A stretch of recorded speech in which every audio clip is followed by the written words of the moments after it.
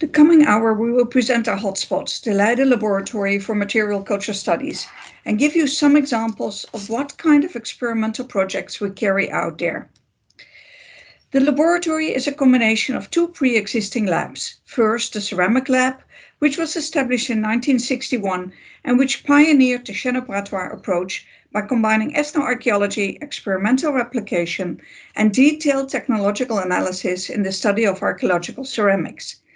The other lab is the Laboratory for Artifact Studies, established in 1984, which focused on a biographical study of objects by combining experimental archaeology and microwear analysis, integrating the study of different materials from the perspective of toolkits and object biographies. These two labs were combined in 2015. By then, we had already collaborated on a number of projects, like the study of used shirts and the experimental exploration of pottery making toolkits. Instead of a sole focus on ceramics or flint, we wanted to examine the interconnectivity of different chenobratoires, looking at toolkits from a cross-craft perspective and examining the biographies of objects, from small beads to big houses in time and space.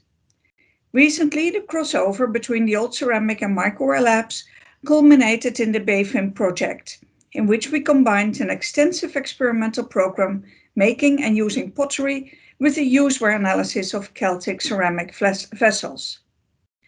The Material Culture Lab consists of two parts. First, a room with different types of microscopes for microware analysis, photography, and starch grain studies. All these research angles are supported by extensive experimental reference collections. For example, we have almost 4,000 experimentally used tools made of all kinds of materials, not only of flint, but also of stone, bone, shell, coral, ceramics, and bronze.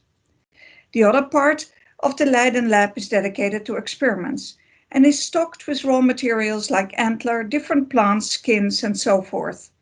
Here we also have a pottery wheel, ovens, and other equipment to experiment with making pottery. Attached is a small lab with a fume exhaust for simple chemical or taphonomical experiments. Our outdoor experimental facilities are instrumental in both our educational and research activities, as well as in our interaction with local volunteers. Until 2019, many outdoor experiments were carried out at the Horsterwold, where we reconstructed a late Neolithic house. Diederik Pomstra will present a paper on the biography of this building. We carried out many different experiments here, making tar, firing pottery, exploring the heating properties of different types of fuel, and making vessels like a dugout canoe and a skin boat. In recent years, we moved our outdoor experiments to the Educational Center of Massamuda near Rotterdam. Here, we built a second reconstruction of a late Neolithic Vlaardingen house. At the Massamuda Center, we will carry out a 5-year project entitled Putting Life into Late Neolithic Houses, involving volunteers and students in our experiments. A short introductory video about this new project will be shown immediately after this presentation. Students frequently participate in experimental fieldwork at our outdoor stations. To them, actually chopping down a tree with a stone axe is a very different way of learning than seeing two-dimensional images of a prehistoric axe. It makes them look at archaeological finds from another, non-typological angle.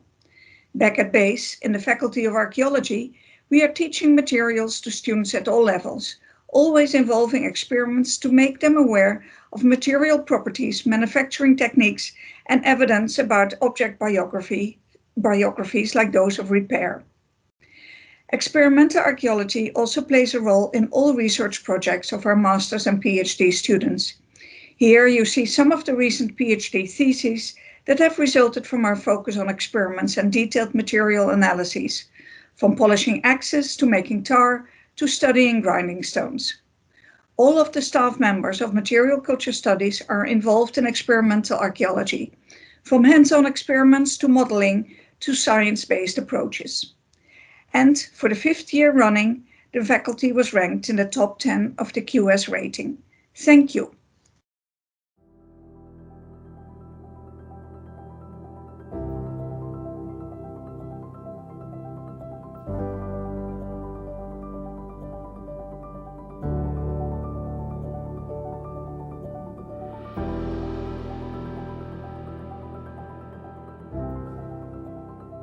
I'm standing here in front of a reconstruction of a late Neolithic house from the Vlaardingen culture. It is based on a house plan excavated at the site of Haemstede Brabers, dated around 2500 BC. We built this house because we wanted to learn more about the building materials needed, what the role of the various Stone Age tools could have been, and how much time each task would take. We were therefore interested in the process rather than the final product, although of course that is nice as well. The house was built with the collaboration of the volunteers of Masa Muda, the archaeological park in the city of Vlaardingen, a civil society project which aims to revive the archaeological past to a larger audience. Okay, now that we have this house, we want to bring it to life. What did the house look like inside? What kind of activities did they carry out? What kind of foods did they cook? To try to answer these questions, we are going to do a detailed study of the material remains of the Vlaardingen culture. The stone and bone tools, their pottery, how all these things were made and used. For example, we find a lot of flint scrapers in these late Neolithic sites, and we would like to know what they were used for.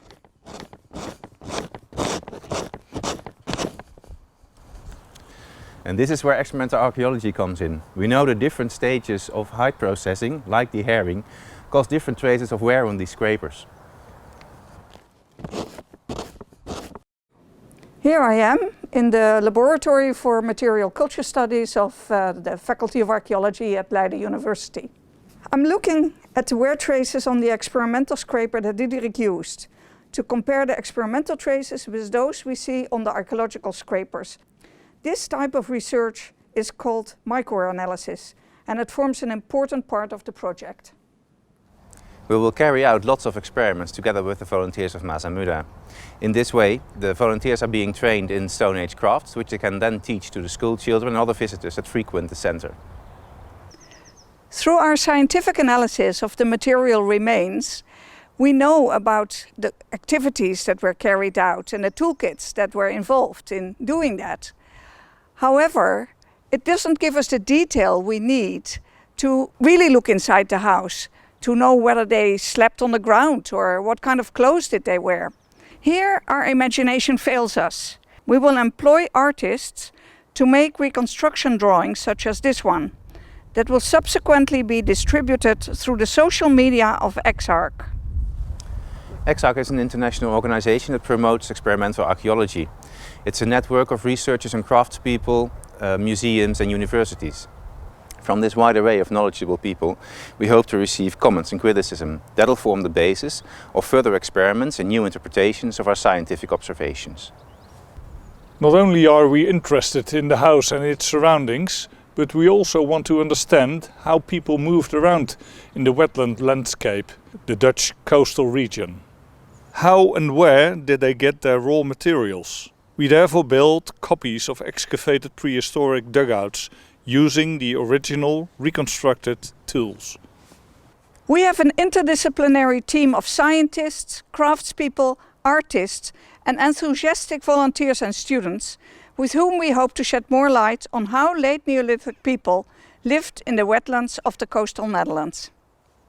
Our new collaborative project, Putting Life into a Late Neolithic House, funded by the Dutch Research Council, is intending to do just that.